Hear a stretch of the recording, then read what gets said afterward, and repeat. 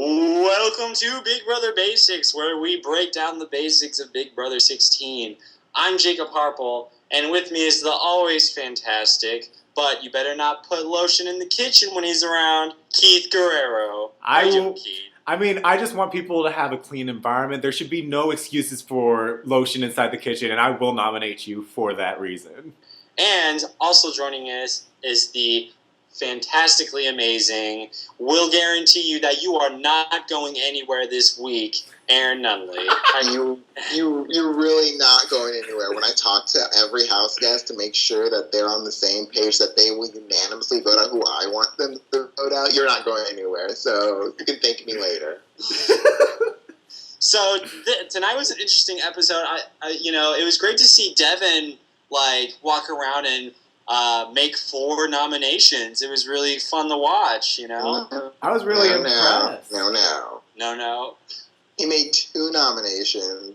Derrick made 2 nominations. That's right. Those are your HOHs for the week. I need you to just make sure you get that right. I like how Derrick was basically yeah, I'm not going up on the block. Here's your nominations. Thank you very much. Goodbye. Literally said, I don't know how I feel about Nicole. I think she doesn't talk game. She's talk game with you. Talk game with you. All right, I'm putting her on the block. Yeah, let's do it. Throw her up there. Derrick was basically like, I don't know if you know the definition of what an alliance is, but we don't put each other up. So this is who you're going to put up. God, freaking Amber had a bad episode tonight, I think. It was pretty bad for Amber. She just didn't seem like she knew what was going on the entire time. She was being completely puppeted by the bomb squad. She doesn't mind, though. She doesn't mind because all she wanted was a picture and a letter. That's literally all she wanted. So someone tell her what to do. And, honestly, I'm sorry, but listen. You know what you signed up for. You are in a competition for $500,000. So if it's week 2, it's the second week of the house, and you just gotta get this HOH because you need some photo. Come on, get over yourself. I think, if you can't go that long without seeing your family and you gotta risk your game for something like that, maybe you shouldn't. Maybe you should be on a different show, just saying. But at the same time, we did criticize Amber for winning HOH to begin with. And so for her to take 0 responsibility for her nominations, I mean that's honestly one of the better moves that Amber could have made in the situation.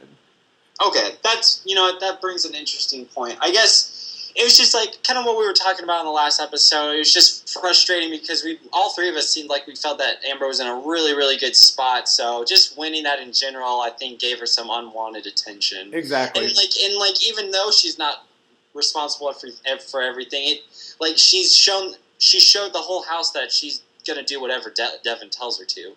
And whether or not that's true, that's the perception that everyone in the house now has. Yeah, but I still think it's fine because Devin will go home before Amber.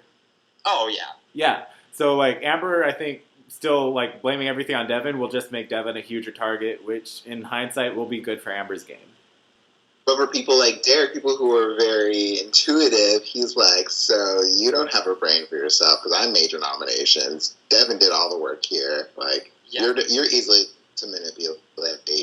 You're not here for the long run. So yeah, he'll string her along and then dump her on the side of the road right before he gets to the finish line. You know what I absolutely love about Devin is that Devin puts himself in these fire situations. He could totally sit back and not take any responsibility for Amber's nominations, but he feels the need and feels compelled to justify the reasonings why Amber's nominees are his decision. He took full credit. Mm-hmm. And whenever he had that conversation with Hayden and Nicole, he was the person that initiated it. He was the person that was leading the conversation. And he was the person that was saying, basically, I made Amber nominate these 2, both of you up. And these are the reasons why. And I think I have full and utmost faith that you guys are going to win the Battle of the Blocks competition.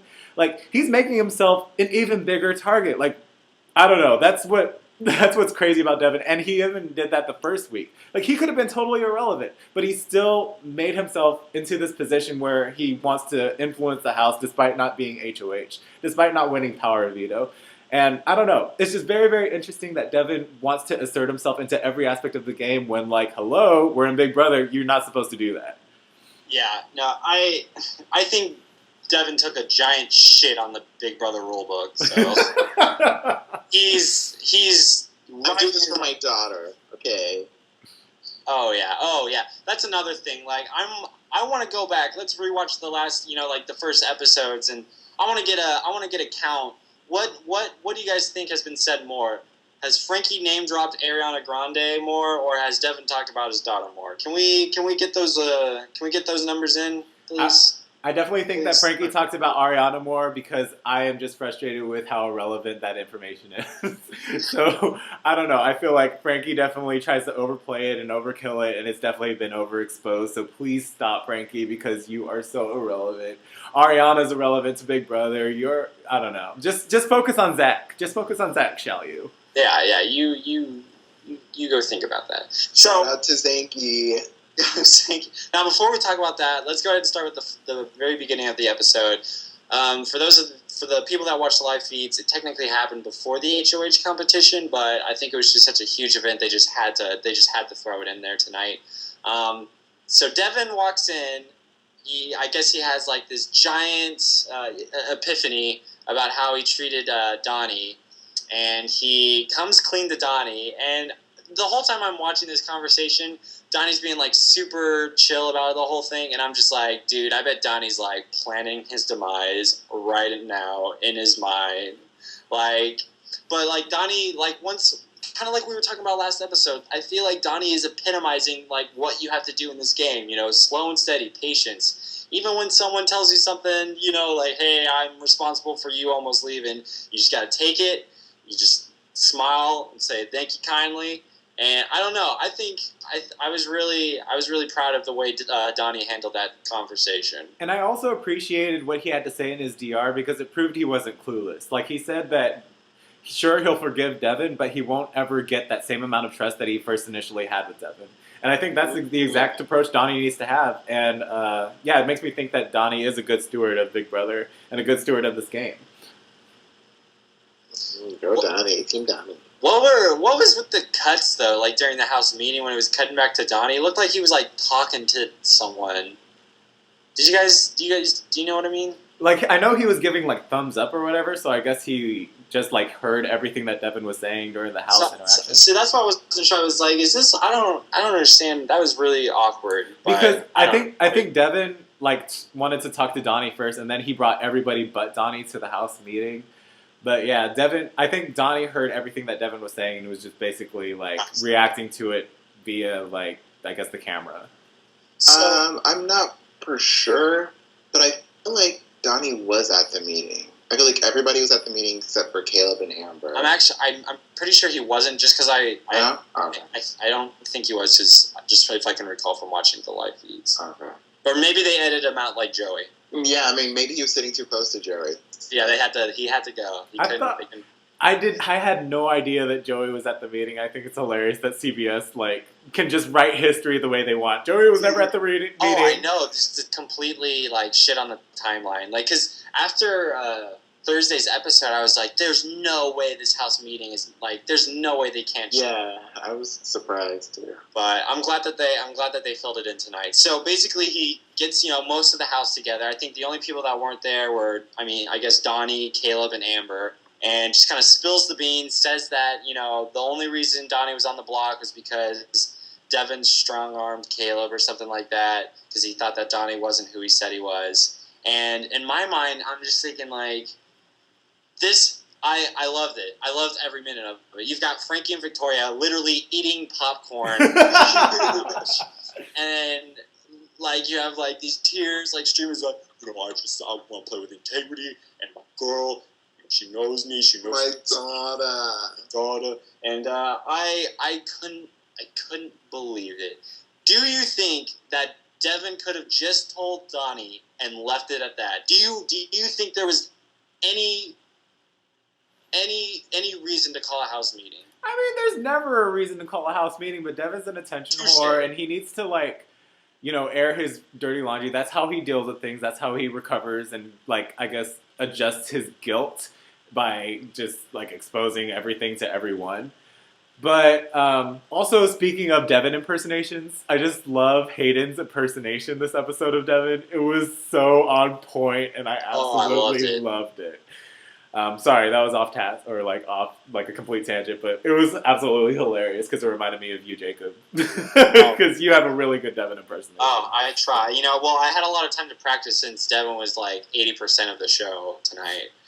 God, I feel like it's just I guess just no one else in the house is playing his game as fast as Devin is. He's just got a million things on his mind or something like that. It was such a hot mess, but he's so funny to watch. I'm actually really glad Devin's in the house because he's making it really entertaining. Oh yeah, no, casting struck gold, and maybe that's why we're seeing so much of him because they're just this guy could be leaving any week. We gotta milk this while he's still in the house. We really do. So I guess going into Amber's nominations, so I guess the whole time I was just it was just so much, it was so funny to watch and yet so frustrating because she's sitting up there and she's suggesting all these ideas that are just getting shot down. And granted, yeah, they are bad ideas. Girls you should not be needing to put up an alliance member week 2. That's ridiculous. And it's just Devin's already assumed that he's the HOH for the week. It's hilarious. How he's just bossing people around and telling people what to do. I couldn't believe it. I couldn't believe that Amber would just. I just felt like she just got steamrolled. Well, it's not really as it seems, as we all know, with Joey sitting at the meeting, but really wasn't at the meeting. Amber, as I've already said, and I've already gone off on her and will in the future about how she didn't really want HOA. She just wanted some of the perks. So she was definitely okay with losing, the Battle of the Block and then not being HOH anymore. So they were just going to put up people that were do decently enough to beat Brittany and Pow Pow. It was Amber's idea to make sure that there was a girl and a guy on the block. And since 6 of the guys are in that one alliance, she only had Donnie and Hayden to go against. And she didn't want to put Donnie on the block, which is understandable. Yeah. Everybody loves him, blah, blah, blah. So that's why Hayden's on the block. But yeah, Derrick definitely influenced that other one. But I mean, it's not like I think she knew that. She knew that she wasn't going to be HOH at the end of the week, or was hoping that she wasn't going to be HOH because she's basic and weak like that. So yeah, it definitely seemed like she was taking a back seat for this week, which is good for her. We didn't think she needed this HOH, so the fact that she's kind of ready to just kind of get rid of it, I think is the right move for her. Exactly. And I'm not. It shows her character. I hate that. If I was in the house, I'd be looking at it, probably in disgust. I definitely see your point, Aaron. But at the same time, Amber is one of the most popular people that people want to align with in the house. And so for her to want to give up her HOH reign because she literally has no qualms with anybody in the house, I think it makes sense for her. I think it makes sense for Amber to just go ahead and not care about staying HOH. So that's not an alliance member. What did you think of Derrick tonight? I think Derrick did a really good job. I think he walked in. He as soon as they said alliance member up, his ears popped up and it was just nope, that can't happen. Okay, let's figure out who's going on the block right now. Yeah, it's Devin was trying to do some corny joke, oh my god, it would be so funny if we put up alliance members and they purposely lost the Battle of the Block. No, it's not funny. Derrick's no, I don't see that being funny at all. Yeah. Don't even say that. I should punch you right now. And I also like that Derrick was saying, after this house meeting, I definitely know that Devin's someone I can't work with long term. Just straight up, he's definitely somebody that's expendable, somebody that needs to go. But he also was influential enough to influence Devin and Amber from nominating someone within their own alliance. That would have just been idiotic. You're not trying to impress people that aren't in your alliance. You need to impress people that are in your alliance, or else you'll lose them. So I think the best way to handle Devin is you have to give him an idea and then make him think it was his idea. Exactly. I think that's how you work with Devin. And I think that's what Derrick did. I think the way he just kind of pushed Nicole is like, well, do you work with her? Do you? Devin's like, you know what? I don't. She doesn't talk game with me, bro. And, like, I think she's got to go. And so, I was really happy to see Derrick pull that off. I was like, Derrick, you cannot go up because of your ally week 2. That cannot happen. I don't want that to happen. So let's talk about the new alliance. The Hayden, Christine, Nicole. I don't even know what to call them. They didn't really give themselves a name, right? No. I know that Christine and Nicole people call them nicotine. Oh, I've heard them call them the Adorkables. That's funny. So what do we think with Hayden? I think it's apparent that, you know, from what we saw in the episode, Hayden and Nicole kind of like a flirt-mance going on. I like Christine, and I feel like Christine is playing a really good under the radar middleman game. Like she's one second. I'm always cutting people off. I'm sorry. What's that? Oh, you're fine. It's what I want. That's why I was really annoyed with Amber, because I wanted her to do basically the same thing with all these alliances, just to play them. But she's not here to play that hard. So yeah. No, Christine, I think, is playing one of the best games currently. And I really like that alliance with Hayden and Nicole, because, you know, Hayden, he doesn't know the game that well. He's just someone that's really likable and that wants to win competitions. And that's the perfect person to have on your side, I think. And Nicole, the thing I just feel like, I love how they did like the little segment with her and Hayden, and instead of like her like in the DR talking about how much she likes Hayden, she's thinking about how he's going to help her with her game. And I'm like, you know what? Good for you, Nicole. Always thinking about the game. Hashtag Team Nicole. Hashtag Team Jacob. Hashtag yes. What's the better? What do we think is the better flirt mans? Hey Cole or Zanky? Zanky by far. Zanky by far. Sit down. Zanky by far. And you know what? When Zach was in his confessional explaining like his relationship with Frankie, it made me love Zach even more. Like, he is so funny. And I love how confident and arrogant he is, but he's also just very like come to terms with like who he is as a person. And so it's very attractive. It's awesome. I'm a huge fan of Zach. And whenever it comes to the game, Zach is very like level-headed and rational and logical. So I don't know. I think Zach might actually make it really far when I had no expectations for him at the very beginning.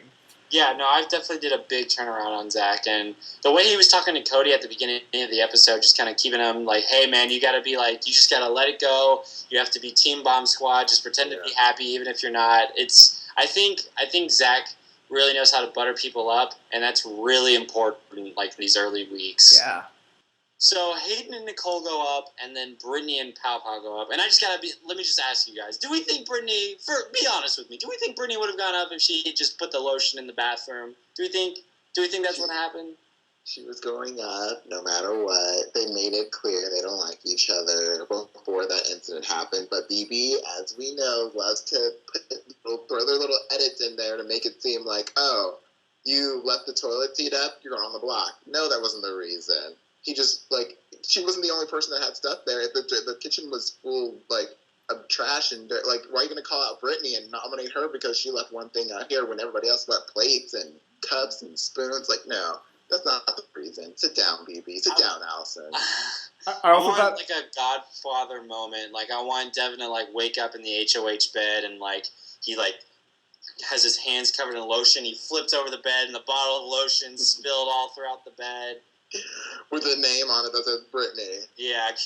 And I also love how nonchalant Brittany was in the situation. She's like, "Oh yeah, that's my lotion. I could take it." And how much of a non-issue it could have been. But Devin was like, "Man, everybody just needs to clean up after themselves. Like, I don't understand why people just can't clean. It's just really, really bad up in here." And Brittany was like, "Bitch, if you want to be a bitch, I can be a bitch too. Like, fuck that shit. Fuck you." Oh, I love it.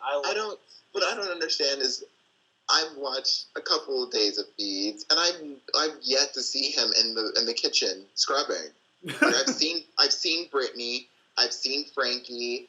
I've seen Cody. I've seen Jocasta. Jocasta will clean the life out of that house.